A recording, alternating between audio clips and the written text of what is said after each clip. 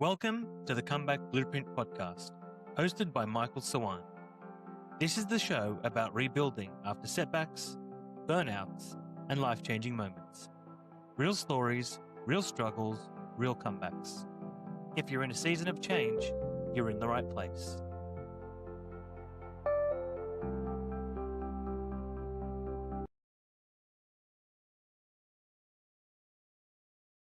Welcome to another episode of the Comeback Blueprint podcast. Today's guest is Mireille Inteyitenga. Born in Burundi before relocating to New Zealand as a refugee, Mireille's early life was shaped by instability, also by cultural change and family breakdown. After her parents' divorce, she found herself in a difficult living situation with her father, a relationship that eventually became so fractured she made the decision to leave everything behind and move to Australia on her own to be with her mum. But even after escaping physically, mentally she was struggling. Depression took over, her health declined, she gained weight, she lost her menstrual cycle, and was warned by doctors that continuing down that path could impact her ability to even have children in the future. Then came fitness, not as a trend, not for social media, not for aesthetics, but for survival. And what started out as an outlet became a complete rebuild of her identity, her confidence, her discipline, and her future. But more to tell is Mireille. So welcome to the program. Thank you.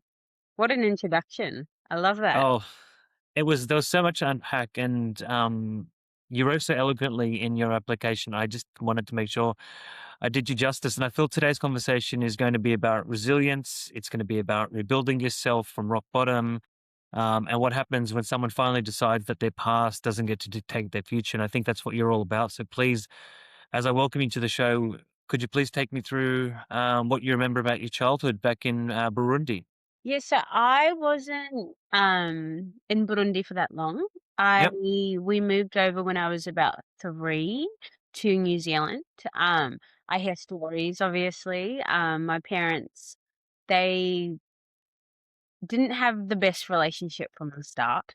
Um, but I think because coming from I'm not too sure if you're like me because obviously you've got a different background, you're not Australian, but um, being of African descent, divorce at the time wasn't a major thing. It was kind of like we just make it work, even if we're Yes. unhappy. Yeah. Um, That was the time. yeah, That was definitely the time. Yeah. yeah. So my parents obviously stayed together even though their relationship was unstable. And then we moved over from Burundi to Tanzania, and then we stayed there for a couple of years in a refugee camp. Yeah. Because obviously there was a war going on in Burundi. Yeah. That's when my little brother was born as well. We stayed there for a couple of years and then we finally got our visas accepted and we moved over to New Zealand. That is Great. pretty much all I remember about Burundi, besides getting stuck in the airplane toilet because we didn't speak English, so my parents Yeah. didn't know how to unlock and unlock. Funny, it's a novel thing. It's a novel thing in Western Literally. society, but I can Yeah. absolutely appreciate coming from a tent and going, how do I get out of this entrapment? Yeah, that's Uh, honestly, that's probably the most vivid memory that I remember when it comes to that transition from Burundi to New Zealand. yeah. Yeah. I hope that doesn't seep any childhood trauma that, Yes. I mean, when the that door doesn't open straight away in the toilet. yeah, and you're on a plane in a Literally. sardine can. Okay, so that was like there was a lot of moving parts then. So you've got Burundi, you've got Tanzania, you've got the war, which I know I'd imagine as a child you're just oblivious. You're just a chess piece in this whole thing. Um, the transition to New Zealand. Now you've got. I know I prefaced that there was not a lot of stability, but for a short time there was some continuity when you're in New Zealand. When did you start processing what was going on? Think it was just like when mum and dad would have fights. I do remember one core memory when they got into a fight about something. I can't recall exactly what it was. And we were all in the house, and my mum has a trait that I have also picked up that I've noticed is when something gets hard, especially when it comes to relationships, we tend to just run away. So there Yep. was one massive fight that they had, and mum went and hid in a little shed that we had outside. Like, we had a carport, and she hid with my little brother in the carport, and we went looking for her pretty much all night. We almost called the cops, and it wasn't until she came out where it was like, "Oh, everything's fine. Let's pretend nothing happened." Wow. So even in the backyard, and it didn't even click. Yeah. Is that trait? Let me see if I can word this correct Okay. question properly. But is that Yeah. trait based on the fact that it is, you've got this refugee lifestyle. So anytime, it hits the fan, you've got to retreat and hide and go into safety. So it could have been a simple, and I'm not downplaying the fights, Yeah. but it could have just been a fight with dad, and the red flag popped in before she even processed what was going on. She's like, Yeah. I've just got to retreat at this Yeah. stage. And And it I could have think been spoken through. yeah, Yeah. absolutely, and I think also because her parents died at a very young age, she was raised by her brother. So I don't think she was never taught, because obviously her brother was out working, trying to make an income from then to Yeah. live. So she didn't know what the, like, what's the word I'm looking for? Just the normal basic principles when it comes to communication. I Yeah. think that also has a part to play as well. We're going to still unpack your past, but just to jump ahead quickly, where's mum now? Where's everything right So now? mum now, so after mum and dad divorced, she went online, and I think it was Plenty of Fish, and she met my stepdad, who is the most beautiful soul, and he's so happy. So, So there are plenty of fish. yeah. Okay. It's true. Yeah, Excellent. yeah, Excellent. So yeah. how much did that impact going back to childhood, and you got a situation where your mum's locked herself in with your brother, and it's, the police are involved, all that stuff. Even living in a Western country as you were, how much did that really impact your sense of safety? Did you ever feel safe growing up, or were you always on eggshells? I think when it came to my dad, I was always on eggshells. Like, I think when you have my how do I explain it without my Go dad for is it. quite he is quite intense, but I think he puts he's got a lot of trauma that he hasn't dealt with himself. So he puts it on us. Is that from the war? I think it's from the war, but also like his family, like his upbringing wasn't great either. Yeah, it's passed down to Yeah, yeah, generations. yeah. Yeah. It's like yeah, like you say, it's a generational Generational curse. trauma. Yeah, Yeah. yeah, pretty much that he had. I think now when I talk to my brothers, because my brothers are a bit older now, and we can actually sit down and talk about stuff that's happened. How many brothers do you have? Because you mentioned you had the younger. How many Yeah. siblings do you have So altogether? I've got from my mum and my dad, I've got Yeah. 2, and what the oldest brother is 21, and then the other is 18. And then mum and dad obviously got married and had their own children with their own partners now. Yeah, so we've got quite a Okay. big family, but It's a nice dynamic. yeah, it is good, it is But good. you all get along now, like you made your peace with it. Yeah, I think for so long, especially when I ran away to Australia, my brothers held a grudge because obviously I left them in New Zealand with my There was that abandonment. yeah, yeah. Yeah. What was the relationship with dad? Just you one on one. What was that like before leaving? We did not talk. It was like we lived in the same household. I came home from from school, sorry, and I would just be in my room. Yeah. Yeah, and Yeah. it was It's not, yeah, it's like you're better off at school. You can talk to yeah, people, right? yeah, So yeah. appreciate that. Talk me through, because you did the bold move. You moved across to, is it, what are they? Yes, Tasman, I think. I'm not sure the geography these days. I think Yeah, you you go across know. the across the Tasman and whatnot. You left the land a long white cloud, and you end up on the eastern shores here. Um, how did that thought process come about? Like, how did you Um, deduce this is where I'm headed and that I can do it? yeah, so what kind of instigated it was when I was 15. I'm saying this for the first time, so if I get emotional, please bear with me. Um Welcome I to the show. yeah, A literally. lot of first times here. I know. I was statutory raped, and my dad's side of the family just didn't go about it the right way. And then that's when I kind of was like, I can't be around these people. They don't support me enough. Um, Because it becomes a prison in itself. yeah, yeah. And it was just gotten to the point where it was not, it just didn't feel like a family. So when I got in, because when mum left, I kind of had that abandonment issue where I was like, "You've left us, I'm not talking to you." She tried to reconnect with us multiple times and I just avoided it. And then I got to a point where I reached out and I was like, "Hey, I think I want to get to know you again because it's been so Yeah, many years." And yeah. then I sat down with my auntie who lived in New Zealand at the time, her sister. And I was like, "Hey, if I were to stay at your house, um, could I just, like, grab all my stuff, stay at your house for a couple of days, and then I've got enough money to book a ticket to Australia. I'll just go to Australia and see what it's like." I didn't have any intention to stay, but I didn't book a return ticket. I just kinda was like, I wanted to see what it's like and then decide from there. And then I saw what it was like, and I was like, I'd be a fool not to stay here." So What, I'm interested in context is everything. What timeline, what year we talking about when this happened? I would have been, because I did 1 year of school here, I would have been 16 when I made that. Yeah, 16. Okay. And you were able to say, like, obviously you're living in a time where you could save up a one-way ticket to Yeah. Australia. So, So, yeah, yeah, we grew up because my mum we grew up delivering, I don't know if they did it in Australia, but we deliver newspaper.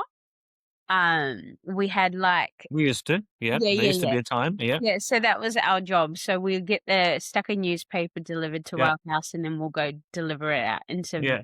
mailboxes. And I had a bank that my dad had set me up, and he would put some money in for my savings, and I would put my pay in. And then, yeah, it would just got to a point where it all added up because I never touched it because I didn't have the card for it. And I found the card, and I was like, okay, it's time to go. Yeah, great. I remember that when I was working at Macca's and I had a part like as a casual job, and it was just like money that goes in, and you get frustrated going, "Oh, I've put my fingers to that. Like, is it all worth it?" And then finally, I was old enough to look at it and go, "Oh, that was worth it." I had access to the accounts. Literally. You had access to the account, and Yeah. you said, "Okay, it's yeah, I'm booking a one-way ticket." Just can we go through the emotions? Like this is big, and Yeah. there's no chapter two at this point. You're just like, I'm just getting on that plane. Yeah, Was there pushback? Was there from yourself, from others? I think because I'm someone that even if I fear something, I'm doing it. Like, So I at this point, are you running towards something or are you escaping something? Where was the mindset? I think I was definitely escaping. It was never Yeah, going I was never looking at it as, "Oh, this is an opportunity for something else." It was kinda like, "I need to get away from this." yeah. Yeah.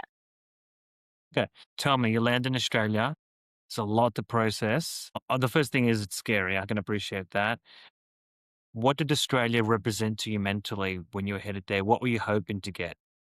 I think at the time it was just a Because you've sense moved so of, many countries at this yeah, point, and against your will too. yeah. You've been forced out of. Now you're doing this on your own volition. It's your choice. What were you hoping to get?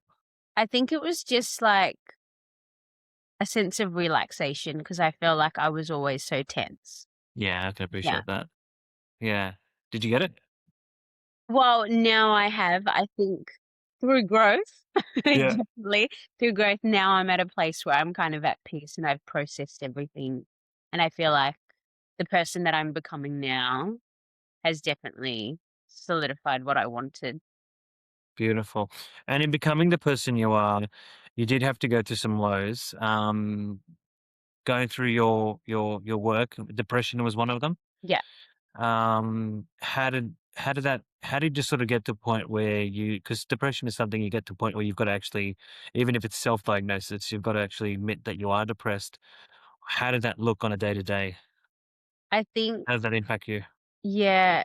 Do you mean in the sense of like, what it looked like depression looks like for me, or For you. For you. yeah. For Yeah. me, it was I am someone that I will not I would rather just be by myself. Yeah. I will spend days in my room and I won't come out. That is what it looks like. Or it'll be I don't eat, I just sleep. I Mm. think I Yeah. think like when was that? I had a moment 2 years ago now, where I was falling back into that. I got fired from a job, one of my jobs, and I lost my car. I crashed my car in the same week. And Wow. yeah, Okay. Double whammy. yeah, Yeah. yeah.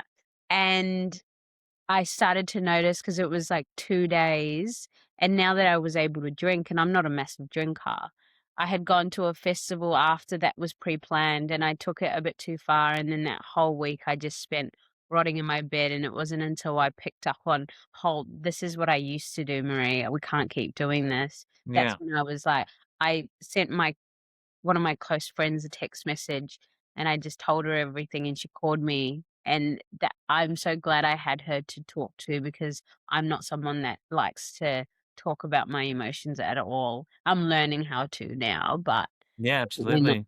before. I'm feeling there's a lot of firsts here in this conversation. Oh, yes. Yes. I can relate. I can relate. I've had my health issues and I've been let go from jobs. Uh, and you sort of double down and then you sort of go down the path of like, well, how worse can it get? So you do something else and Yeah. then you get into regret and you hope there's someone that can help pick you up on the way. You were very fortunate that's the case because could have gone one of two ways. What kind of work were you doing at that time? So I was managing a gym. I was managing like I wasn't there was a manager above me, and then I was like the second manager. Yeah. Um, Not enough people getting fit, right? So you didn't yeah. meet your quota. Yeah. Literally. Just to make light of it. Yeah. Okay, that's fine. I get that. So this friend comes on board. Why did you sort of go, yeah, I'm just going to lean in here? Most friends sort of reach out and you go, block, don't want to talk, put a Yeah. wall up. Were you I just think hoping someone could come save you in that moment? yeah, and I think because she's my coach as well, so she's been with Okay. me through my weight loss journey, and sometimes when you for me, she's someone that's changed my life so much.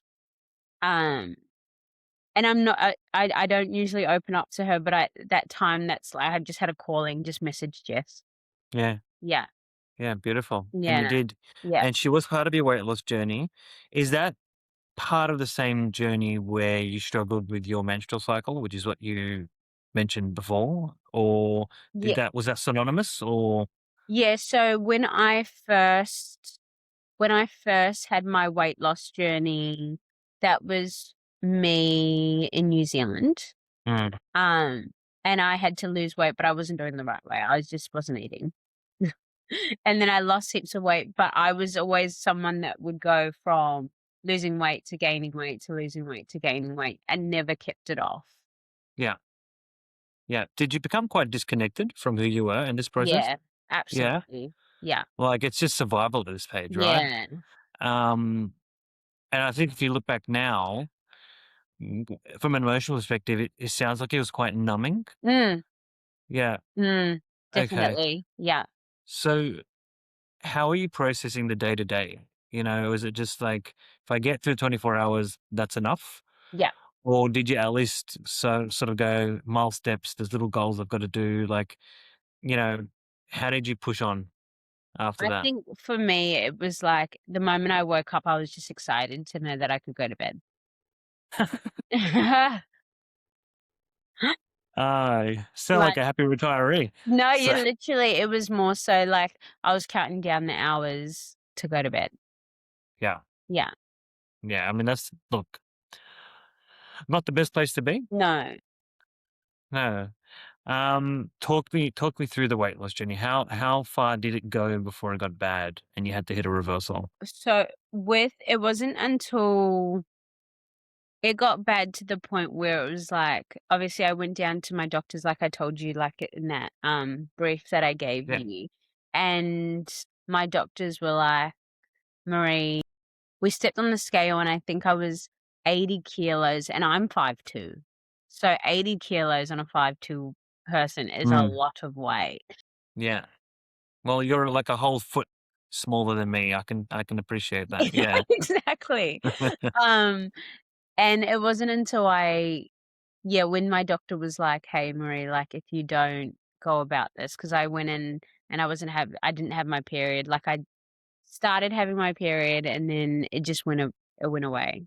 And then it was like I was like, "Oh, I'm gonna wait a month and see if it comes back because maybe I just something happened this month." Because my periods were really quite irregular, Yeah, and that was probably due to my weight, and I just wasn't educated enough because in ethnic families, talking about menstrual cycles is a I very know. sensitive There's a lot of taboo topics, but he will. Really. They also warned you about fertility, right? There was a Yeah, discussion about fertility, yeah, so I'm sure at that point the red flags are like, okay, well then I'm going to lose it all if I don't do something, yeah, right? yeah, and that's Yeah, when I think I that was a light bulb moment for me that I was like, "I do want kids when I'm older eventually. I've gotta do something about this." yeah. Plenty of fish, guys. Just in Yeah. case you're listening. So,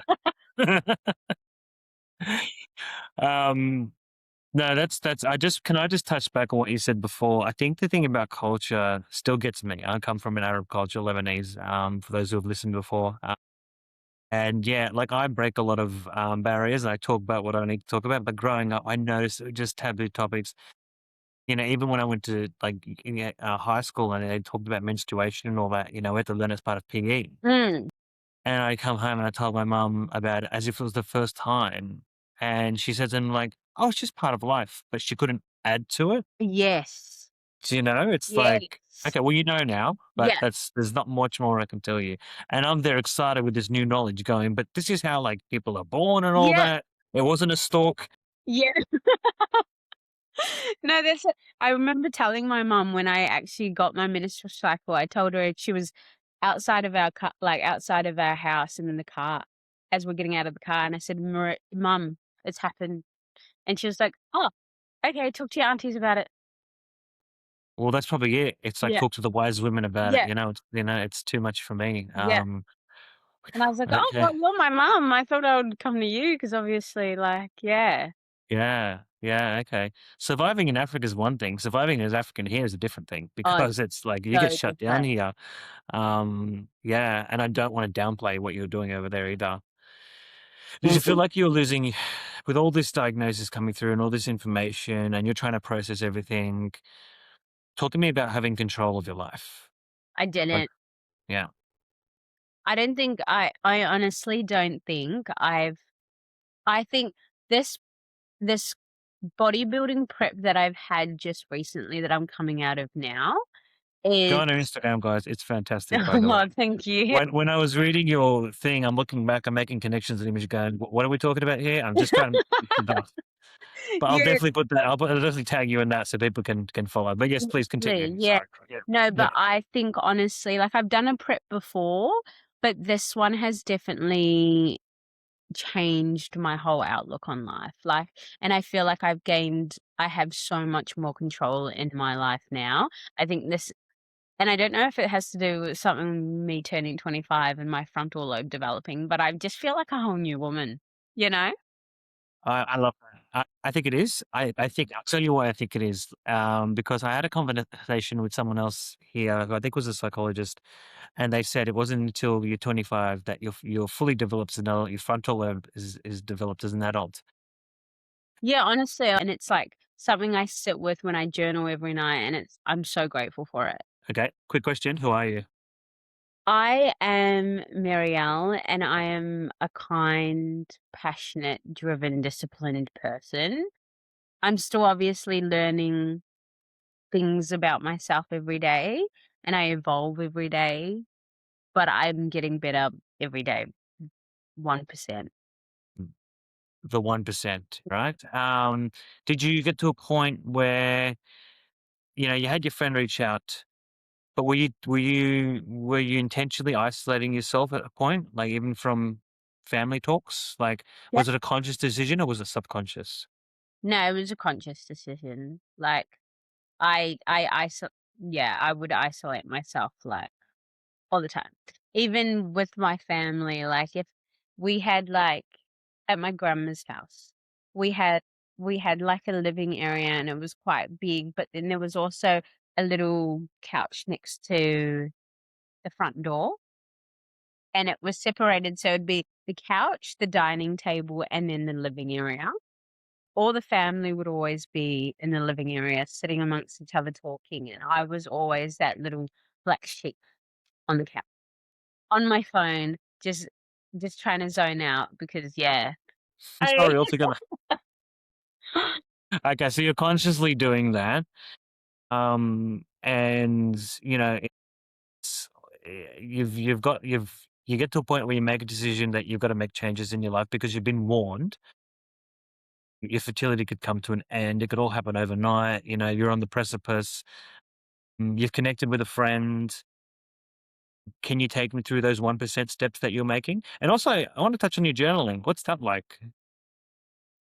It's Yeah, coming back. It's yeah. making a trend. Yeah. Yeah, no, I started journaling actually, Jess was the one that she when I first started with her, I was obviously not in the best mental state. I was someone that's always like, I've always thought negative about things. I kinda have to wire my brain to think positively, uh, or else, like, even I see myself slip up even now where if something bad happens, I just go, "Oh, the negative." But I'm trying to train my You think brain the to just worst. yeah, Yeah. yeah, Yeah. 100%. So, she made me read what it was The Magic on YouTube. Magic. Yeah. Yeah.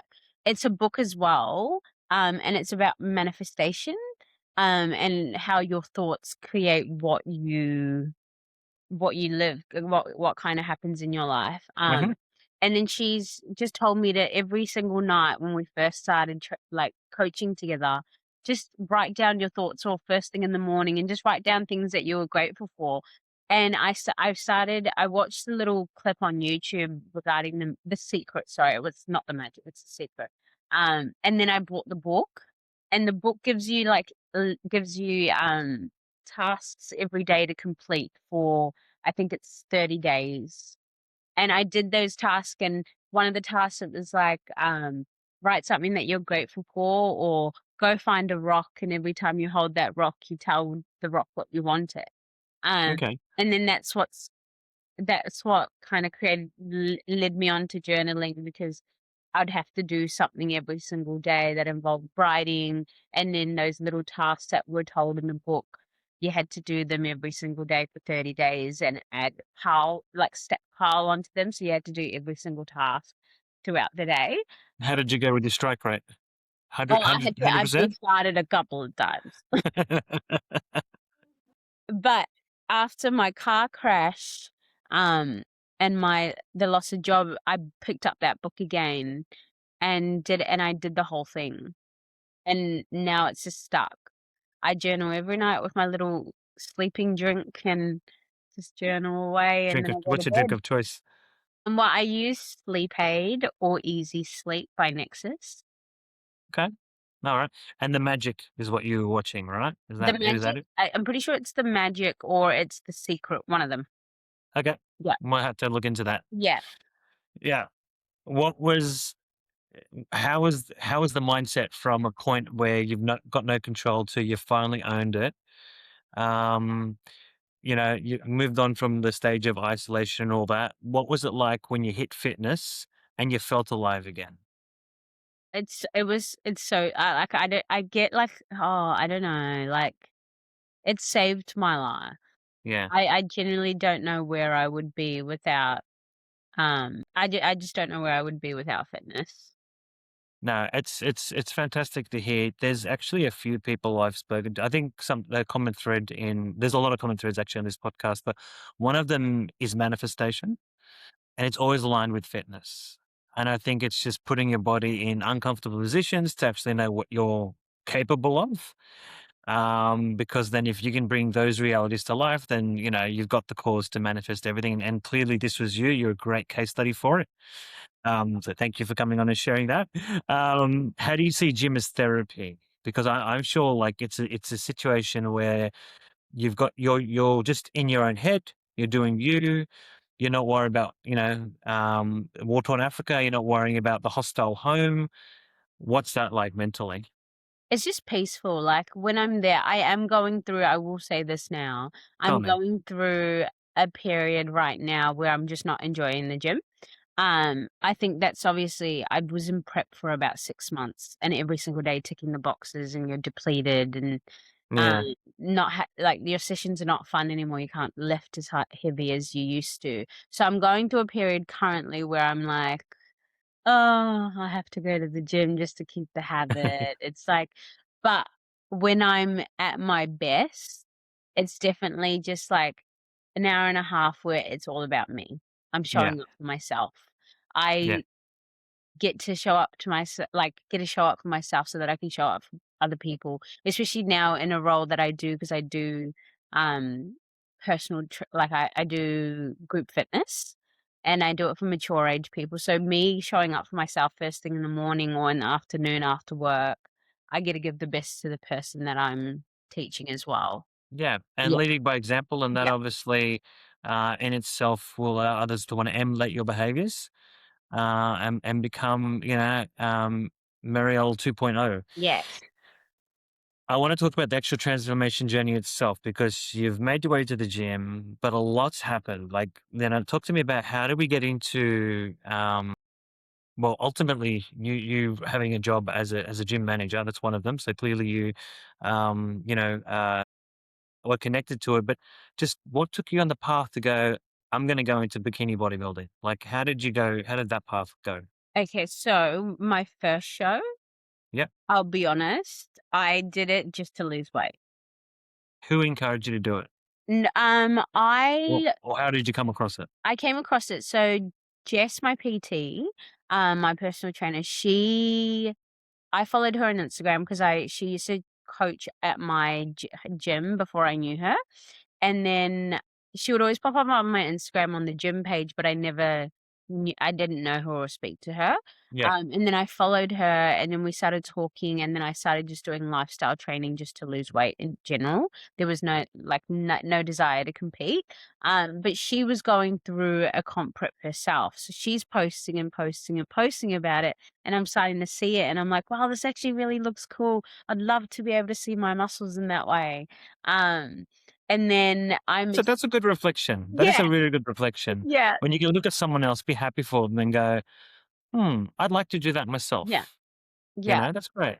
And Yeah. then I messaged her, I just flicked her a message and I was like, "We should just do a show." We weren't ready, I did not have the muscle that we needed on my first show, definitely not. Yeah. But But we Jess did was like, well, never say yeah, never. So, yeah, and yeah.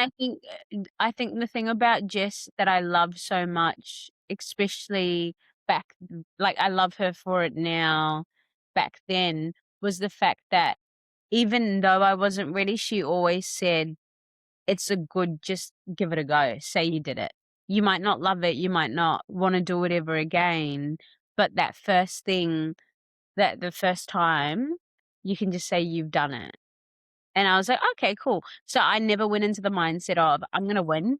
I'm gonna do anything." I just always went, I'm doing this for me. I'm gonna try something." And then we competed. I obviously placed dead last because I wasn't ready at the time. And then I took a couple of Hey, years you're dead last, but you're billions ahead of everyone else. 100%. And then my masseuse actually like, the guy that I went for, a massage back then told me, "This is the worst you're ever gonna look when you compete." And ever since he said that, I was like, "Oh, okay, cool." Like, if I step on stage, I know I'm gonna be better than this time if I go on again. And then that's when I decided to take it seriously and take a couple of years off to actually build some muscle and see where it could take me. What's it like time wise? You've done a comp, you've got you've felt it, you've got a feel for it, you enjoyed the buzz, you got the vibe. And then you're saying, I'm going to take it seriously, but it means taking a few years off. So there's Mm, many comps that you're not going to do. How does that work mentally when you're just plowing through and going, okay, I'm missing this comp. It's yeah, going to pay off later. Like, what's yeah. the mental state like? I think back then, because when I hopped off stage, I was determined to do wellness, and I knew that I was not. like I had at least 5 years. Like, Jess was like, "You have at least 5 years to wait." So in my head, I was tunnel vision. I was like, "Okay, 5 years." And then Jess and I ended up moving in together. She was my housemate for a little bit. So it was kind of good having her there because if I saw someone competing going, "Oh, I think I wanna cut because I feel really big," you should always remember what we said. Stay in your Yeah, lane. Yeah. yeah. Yeah. I think that's great. It's about I think something that I learned, when it comes to losing weight, going to the gym, whatever you wanna do in that space, having someone to keep you accountable Mm, and keep in your lane. mm. So, very lucky that you had a flatmate at that time. Yeah, yeah. What did you learn about yourself in that period and what you were, I capable of? I learned a lot about myself. I have a patience problem. I don't like to wait, but it's something. 5 years? Yeah, 5 years Yeah. is a long time. I ended up waiting 3 and we ended up doing bikini instead, so there goes that patience that I'm still learning, but we still got on stage. Um But I also learned that I had the ability to be patient because I didn't think I did. Because 'Cause I've always been told, "Marie, you need to be patient. Marie, you need to be just everything will come when it comes, but be patient." But it showed me that I am patient, but I also need to be more Yeah, interesting. Do you think you said yourself fitness saved me. Mm, What do you think it saved first, your body or your mind? my mind for sure. Yeah. Yeah, yeah. Yeah. How much of that transformation do you think had an effect on healing you emotionally? I think if it wasn't for that, I don't think I would be able to, like, say that I've healed emotionally from it. 'Cause I think it seeps I feel like for me, fitness has seeped into, like, every area of my life. Yeah. Yeah, and whenever Ultim oh, sorry, you go. no, I say ultimately it's a version that you'd be Yeah, most proud of today, yeah, basically. yeah, and every time I've fallen off the bandwagon when it comes to fitness, and there's been a couple of times, I've just kind of reflected back and seen what my life looked like in the moments, and it was moments where I was heading back down to where I used to be. When you reflect on it now, I'm not gonna put words in your head, but do you have more to thank for it, or is it more of, "Thank God I escaped"? Like, what kind of reflection do you now have when you look on that past? I think Well, no, I don't think I know that I'm very grateful for everything that I've gone through because one, it's allowed me to be more empathetic towards people that might have a story like myself. I can relate to that. And then it's also allowed me to remain humble when something does good happens for me because I know that I've been through like not everybody's got the lifestyle that I have that may have come from where I've come from. I think it's strip away I think for somebody that's going through something, Mm. I know myself, I always go, "Here's everything that I need to fix." I think just strip away everything and work on one thing at a time. Or if you're like me, just get into fitness and honestly, it does help. Just exercising your body every single day and starting with that, you'll honestly start to build habits upon that, that you won't even realize that you're doing you'll do it unintentionally. Mm. Do Yeah. you think people can underestimate how dangerous hopelessness can become? Yes, absolutely, absolutely. I've watched it firsthand. Yeah, Yeah. yeah. It's a lovely story. On the matter of rebuilding, it when you were going through your transformation journey, did you ever get to a moment you're like, "I'm becoming me again, like, it's happening"? Mm, Because mhm, I'm sure that there was a lot of validation that you got from friends, but mm, at what point did you validate yourself and go, mm. "Yep, I'm me"? I think I think only recently. Yeah. I truly I feel like I feel so aligned with myself right now. And I feel like I am on this journey of becoming this woman that I've always maybe like when I first started my fitness journey, this is a woman that I probably would have looked on Instagram being like, I want to be her. Yeah. Now people are like, "I wanna be you." I'd hope so. I would think so. Absolutely. What does strength mean to you now? I think strength is just showing up for myself every single day.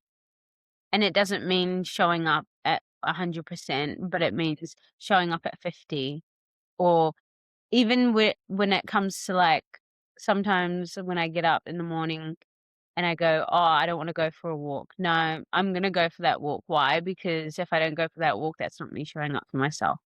Yeah. Yeah, Yeah, absolutely. It's and like you said, it's 1%.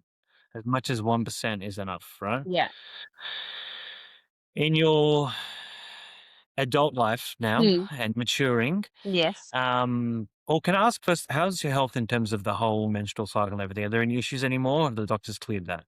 There's No, no. everything's pretty much good. The only issue that I have now is currently obviously coming out of prep. It is something that you have to be willing to sacrifice to do good.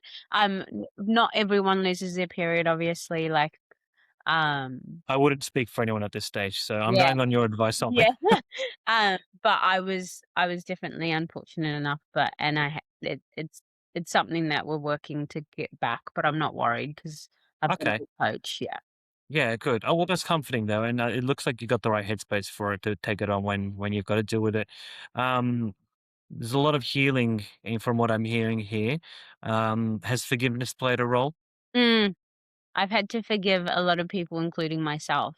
There's things I've Yes. done myself that I'm like that. Yeah, I've had to sit down with that with myself as well and be like, hey, you have to forgive yourself for things that you've done because you didn't know any better at the time. But now you know better, just don't do it again. But you forgive Yeah. yourself. Yeah.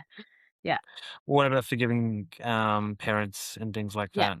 I've especially dad, like, I've had Yeah. to forgive dad without an apology. Even mum, when she left, because she upped and left to move to Australia without us as well, I've had to sit with that and be like, "Oh, it's okay," Yeah. because I know I'm never gonna get that. In an ideal world, I'd love for us all to sit down and have a conversation about The it whole and break kumbaya it thing. down, Yeah, but absolutely. I'm never gonna get that because that's just not who they are, and that's okay. Yeah. Yeah. I Yeah. think, yeah, you have to make your peace with the fact that there's a certain point in life where the character of a person can't mold anymore. Yeah. So this is the version you get. Yeah, And yeah, absolutely. And that's yeah, something my therapist told me because I remember when I can't remember exactly when it was, but when I started going to therapy, I sat down with my therapist and I said, "I want a relationship that I see that on the street with mother and daughter, or on Mother's Day, I always see people posting their mums. Like, I yeah, want you that." want a hallmark version Yeah, of it all. 100%. Yeah. And she always said, you only see what people show you. You don't see Yeah. what happens behind closed doors. Those relationships Correct. could look great on outside when they're having lunch together, but you don't know what it's like. So don't Absolutely. just show up. Like she said, measure up the relationship to where you're capable of and give what you can. So I always Absolutely. give what I can. And I love my mum and she's beautiful. She's just got a different way of loving. Yeah, absolutely. And to your point, like, it's I love that analogy. It's like a duck. It looks beautiful on the top and then Mm, it's paddling like a manic yeah, underwater. It's you only see what they want you to see at the end of the day. I mean, that's what Hallmark cards are based on. So, yeah. but you're right. You need to make sure that you're mindful of this is as much as that person can give. Mm, So match them. I say, yeah. I'll give you back that and and go with that. Um, did survival force this resilience into you, or do you feel like it's inherent? No, I think it could be a bit of both because my mum is definitely quite resilient. Like, losing your parents at in your teens. And Um, you lost them in a very unique way as well. yes, yeah, yeah, Like you were conscious of losing yeah, them. yeah, yeah. So I think it's a bit of both. Yeah, Yeah. yeah, okay. You've mentioned mindset and you've mentioned drive. Um, can they clash? Does one complement the other? How do you find it? That's a good question. There's always one good one in every episode. Yeah, literally. I feel like sometimes they can clash. Yeah. Yeah, absolutely. Because I yeah, You got an example? I'm trying to think of one. We're gonna get one before we wrap up. Yeah. I can't think of one on the top of my head. I'll ask another question. I'm going to Yeah, circle back to it. What's your relationship with discomfort now? I love it. Yeah. I Get love it. comfortable being uncomfortable. Yeah. I'm going Yeah. skydiving in June, that's how much I love it. Really? Yeah. Is that the one down in southern New South Wales, or am I thinking something No, else? I'm going to there's one never to remember. I think it's Swansea in Yeah. Newcastle. Yeah. Yeah. But Oh, we're yeah. going That's that way. Hunter way. Yeah. yeah, Yeah. yeah. Um, I think it is there. We're going there. And I was All like, right. "That's what I wanna do this year. I wanna be out of Yeah. my comfort zone." We'll check your Instagram stories. That's Yeah, fantastic. literally, I'm Yeah. so excited. I'm Yeah. nervous, don't get me wrong, but I'm very excited. I don't know about skydiving, but I've always had a thing. I wanted to hang gliding. I thought if I could What's at that? least do that. It's the one where like you got the big wings and you just go down and like off a Is it the one cliff. that you see people do at the beach? Yeah. Um, Oh no, I think that's the one where they're attached to a boat. Is that right?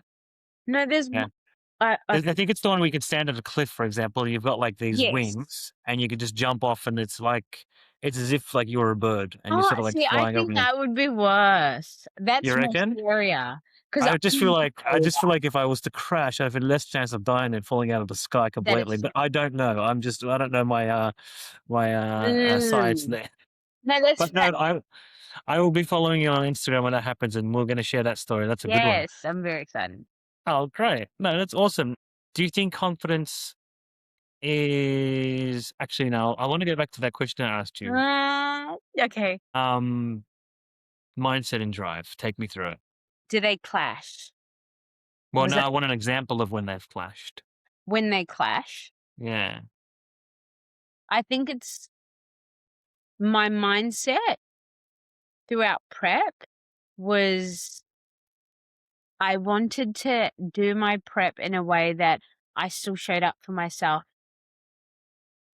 when it came to relaxing, No. because I think a lot of people think prep is so it is go, go, go. Like you have to give your hand, you have to give, you got to tick all the boxes every single day to get the results that you want. How do you relax in prep? Actually, I've never asked that. How do How do you you relax? prep?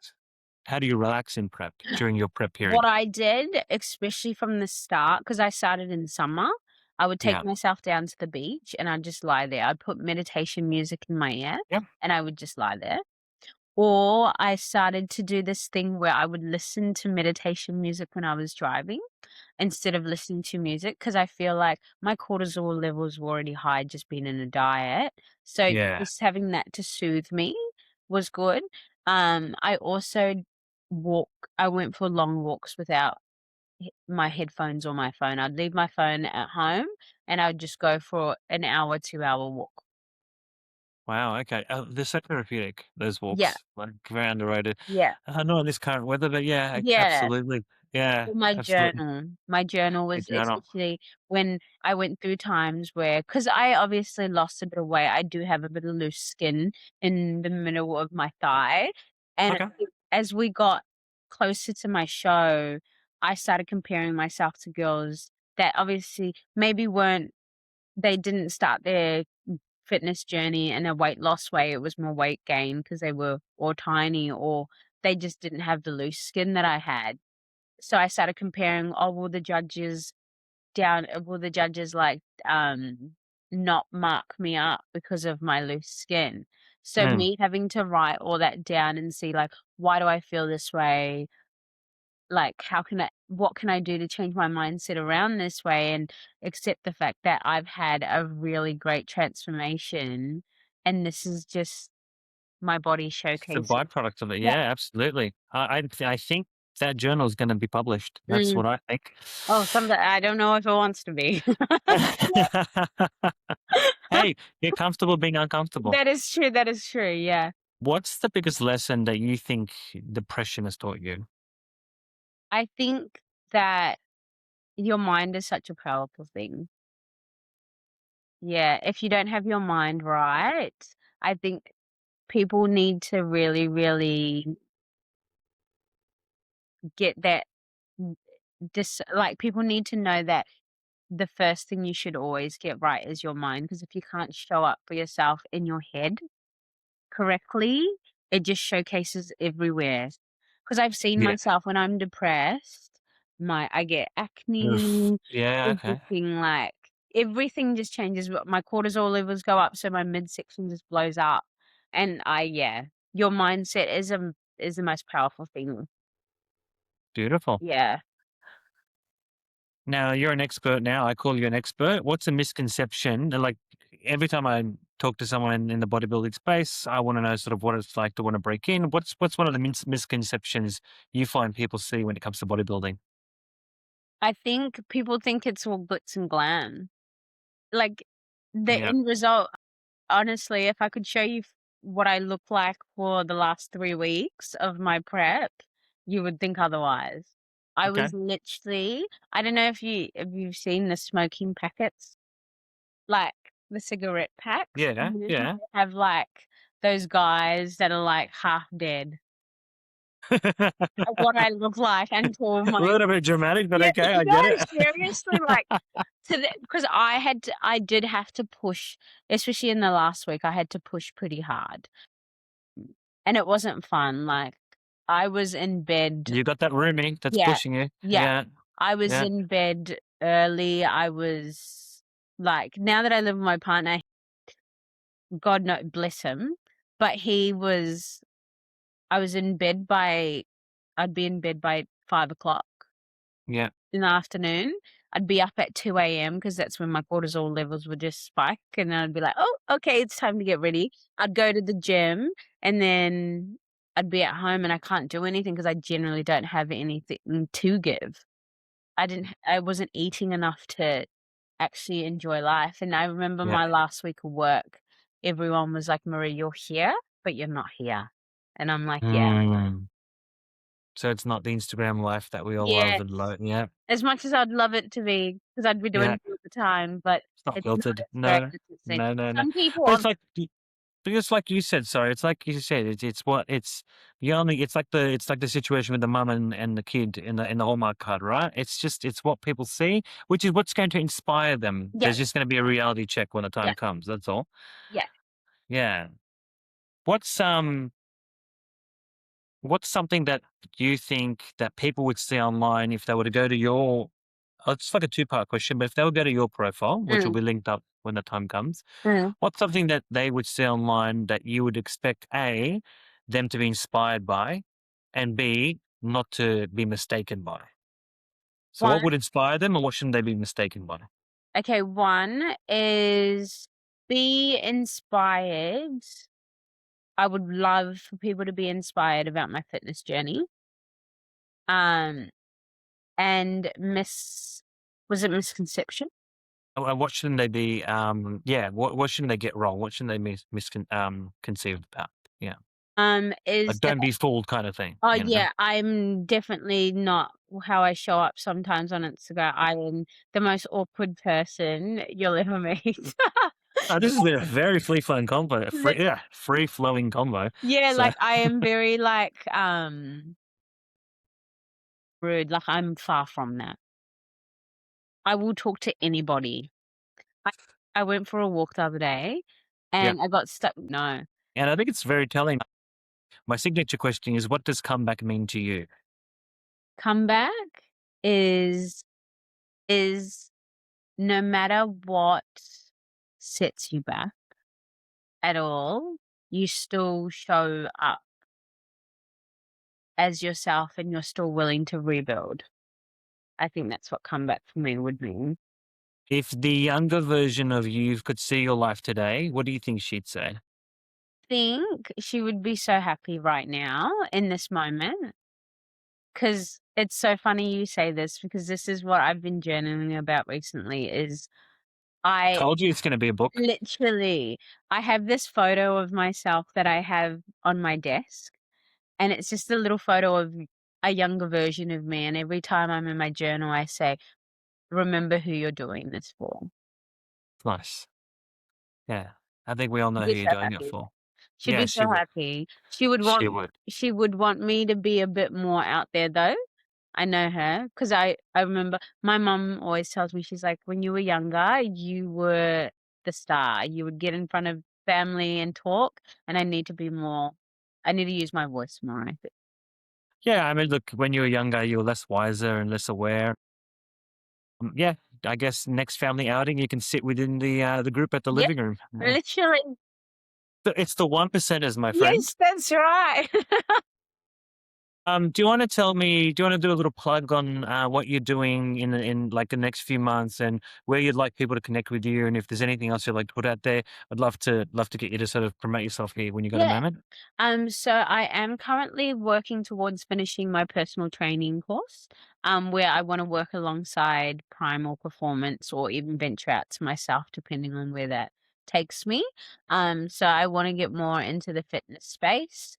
At the moment, I'm transitioning out of my reverse into a build so that we can hop back on stage in the next year, hopefully, and get a win. Nice. Um, and you can reach me on my Instagram. It's Mireille with an I after the R. Mir yes.